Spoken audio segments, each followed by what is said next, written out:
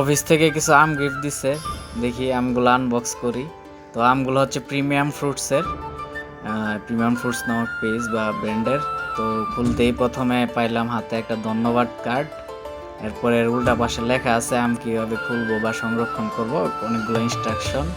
So প্যাকেজিংটার নাম যেমন premium, প্যাকেজিংটাও খুব প্রিমিয়াম।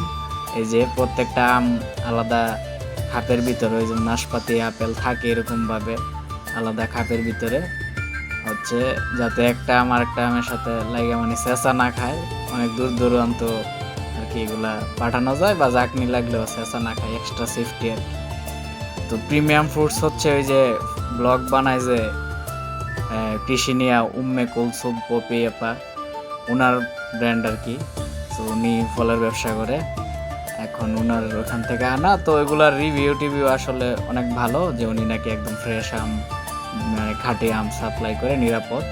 তো এইটা ছিল আসলে আম্রপালি, এটা 5 কেজির বক্স। এটা মানে গিফট পাইলাম আর কি অফিস থেকে।